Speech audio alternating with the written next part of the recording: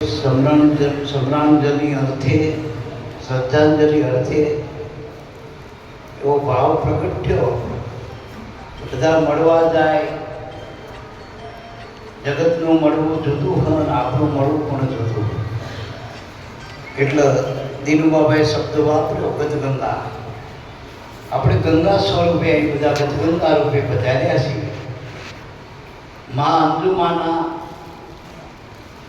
મૂળ વાતીના ગુણ તો આપણે દીનુબાબાને જોવો એટલે અપરંપાર ગુણ માના હોય જ. કારણ કે જેટલું દરિયામાં હોય તેટલું નદીમાં આવે ને મારા બાપ.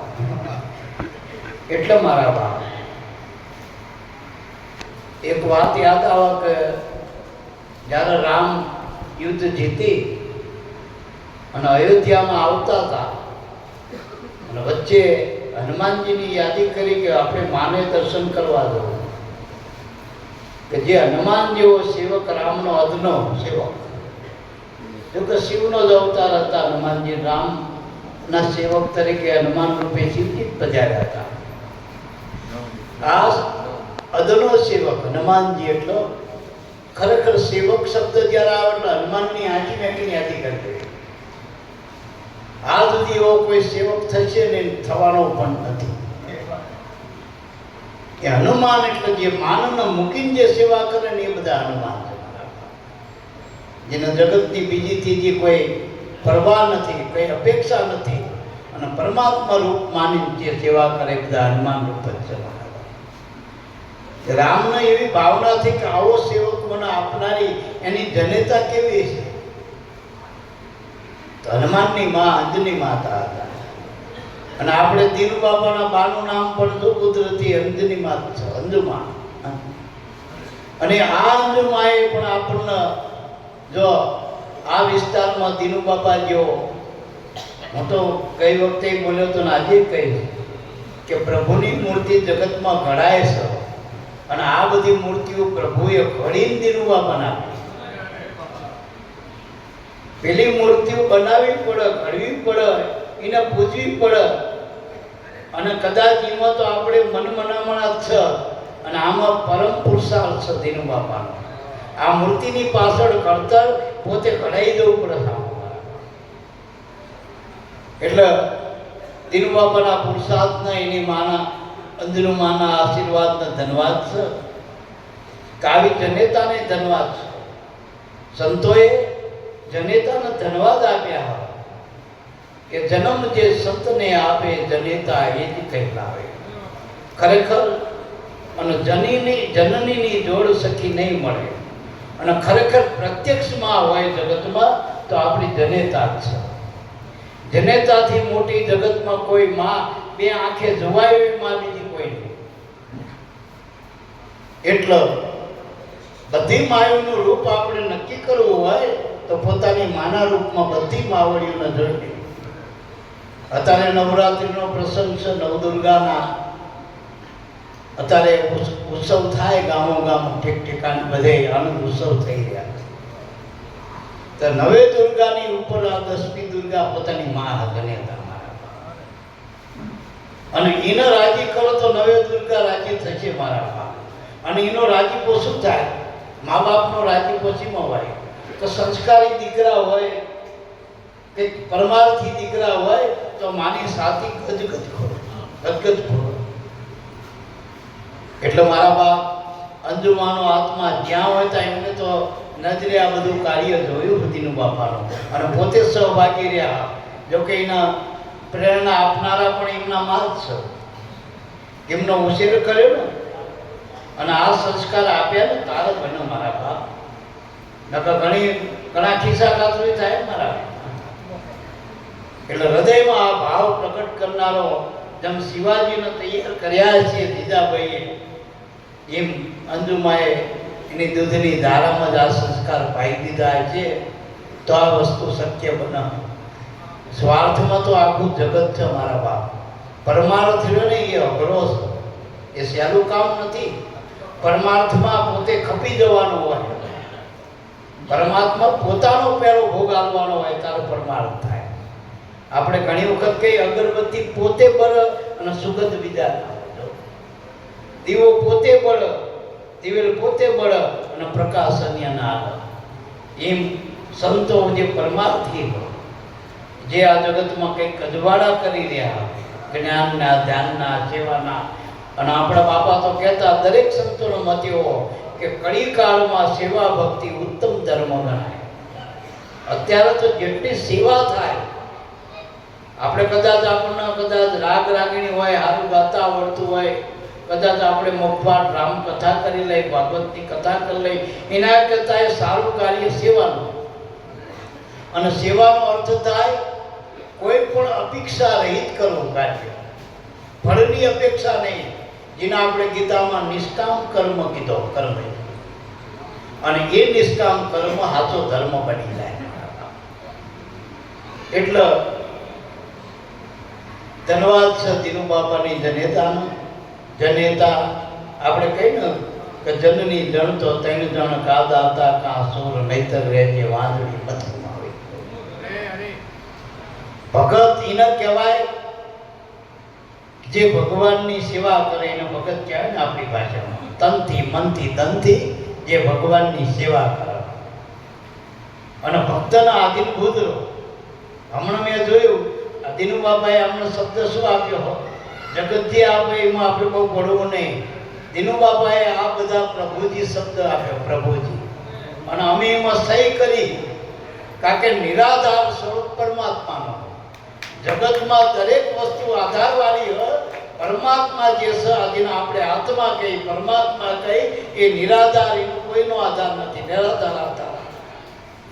અને જેનું કોઈ ના હોય એનો ભગવાન હોય તો કહીને આપણે. એ દિનુ બાપા ભક્ત બને, આ ભગવાન બધા સામેથી આવ્યા. અને હમણાં જો દિનુ બાપા બતાવતા આ બધા ભગવાન કાર્ય કરતા હતા. પેલા ભગવાન કામ કર્યું એની વાતો હતી ને આ ભગવાન હાલ કામ કરી ગયા. આ દિનુ બાપાને ઉજાગર કરવા વાળા કોણ? આ બધા પ્રભુજી વાળા. અને હું તો એમ કહું બધા દેવી દેવતા પરમાત્મા આ રૂપમાં એમ ઉતર્યો હોય તો શી ખબર પડે. એટલે મારા બાપ, આપણા જગતમાં જે દીકરા દીકરી આવે ને એ સંબંધો એ બધા ઋણાનુબંધ ના, લેણદેણ ના. અને આ રહ્યો ને પરમાર્થનો સંબંધ છે, આત્મા પરમાત્માનો ધર્મથી મળ્યા દિનુ બાપા. એટલે આમાં કોઈ અપેક્ષા ના હોય. જેને ધર્મ મળ્યો હોય, જેને ઈશ્વર મળ્યો હોય, જેના હાથા ગુરુ મળ્યા હોય, એની અપેક્ષા ના હોય. એના હૃદયનો એક જ ભાવ હોય, સેવા ભક્તિ. સેવા ભક્તિ અને સેવા થાય. સેવક બધામાં એક જોઈને સેવના કરે એને સેવક કહેવાય. બધામાં એક જો. અને ખરેખર આપણા સંત મત લ્યો, વેદ મત લ્યો, શાસ્ત્ર મત લ્યો, તો બધામાં મત મેળવો તો બધામાં એક જ છે ને પરમ તત્વ. બધામાં આત્મા છે, એ એક જ છે બધામાં. આપણા લાભુ દાદાએ વાણીમાં કીધું કે એક છે, એક છે, એક છે, આત્મા તો સર્વેનો એક છે. આ પાંચ તત્વના વાલે ઘાટ ઘડ્યા, પણ એમાં નામ ને રૂપ જુદા, પણ એમાં આત્મા તો સર્વનું એક છે. નામ રૂપ બધાના ફેરફાર વાળા છે, પણ આત્મા તો બધાનો એક છે મારા બાપ. એટલે આ બધામાં એક કરીને જાણવું મારા બાપ, કોઈ પણ પ્રકારનો ક્યાંય ભેદ નહીં. એટલે આપણે એમના વખાણ કરવા નહીં આવ્યા, પણ હું એમ કહું રાજીપો કરવા આવ્યા, એમના હૃદયનો રાજીપો કરવા. અને ધન્યવાદ છે માના અંજુમાના. અને સાચી શ્રદ્ધાંજલિ એ જ છે કે આ કાર્યમાં કાયમના માટે દિનુ બાપા હૃદયથી છેલ્લા શ્વાસ સુધી જોડાયેલા રહે, કોઈ આવરણ ના આવે એવી હું માના આત્માને હું મારા હૃદયથી પ્રાર્થના કરું. એનું કાર્ય એવી રીતે હાલ્યા કરે અને આ પ્રભુજી યોગ્ય બની જાય, પ્રભુ રૂપ બની જાય, આ મૂર્તિ બધી શોભાયમાન બની જાય. અને ખરેખર ભગવાન જ ભક્તનો સ્વભાવ જ મારા. જેટલા જ્યાં ભગવાને કાર્ય કર્યા એ ભક્તને આગળ રાખ્યા. જો ભગવાને સબરીનું કાર્ય કર્યું પણ છલપાવ કોને આપ્યો? ભગવાને કાર્ય કર્યું, સલપાવ સબરીને આપ્યો. પંપા સરોવરનું નીર બગડ્યું હતું, પણ ભગવાને કે પોતે ચરણ મૂક્યા તો નીર સુધર્યું નહીં, ઉપરથી બગડ્યું. અને ભક્તિ જ્યાં સબરીએ જ્યારે પગ મૂક્યા તો પંપા સરોવરમાં એક અમૃત જેવું પાણી પડી. જો ભક્તની શોભા વધારી તો ભગવાન ભક્તનો મહિમા વધારે. એટલે મારા બાપ આ મહિમા કાયમ રહે અને જેટલું બને એટલું તનથી મનથી ધનથી મારા બાપ જ્યારે પણ આપણે અહીંથી નીકળી તો હૃદયના ભાવ તો કરીએ કે ભાઈ દિનુ બાબાના કાર્યમાં એ પરમાત્મા તો સહાયરૂપ રહીએ સહાયરૂપ રહીએ. અમે કદાચ તનથી ના મળી કે મનથી તો આપણે મળી કે મારા બાપ અને કુદરતે કંઈ આપ્યું હોય તો આવા કાર્યમાં આપણે સહભાગી બનવું જોઈએ. એ પણ હું હૃદયથી બધાને પ્રાર્થના કરું અને પરમાત્મા યોગ્ય હોય એવા હૃદયમાં પ્રેરણા પણ કરે કે આ કાર્યમાં સહાયભૂત થવાય. અને ભગવાનનું કાર્ય છે આ બધું કાર્ય મનુષ્યનું નથી. મનુષ્ય તો પોતામાં મતલબ હોય તો જ કાર્ય કરે, પણ ભગવાનનું કાર્ય એટલે કહું કે ભગવાન કોઈથી ક્યાંય દેખાતો નથી કામ કરતા, પણ ભગવાન આરે જે કનેક્ટ થયેલો હોય જેમાં સત્વગુણ વિશેષ હોય એના હૃદયમાં આવીને પ્રેરણા કરે અને એ રૂપમાં આવીને ભગવાન કામ કરી જાય. નરસિંહ મહેતાના કાર્ય કેવો ભગવાન કાર્ય કરી ગયો તો હારી 700 નાગરોના ઘર હતા તે કોઈને ભગવાન દેખાવ 252 વખત કે ભગવાન આવ્યો નરસિંહ મહેતાના હતા નાના મોટા કામ કરવા કોઈએ ભાડ્યું. નરસિંહ મહેતાના જ્યાં પણ એક ખાલી કોઈ પાણીનો પાલો પાય ને એમે ભગવાન દેખાતો એમે ભગવાન.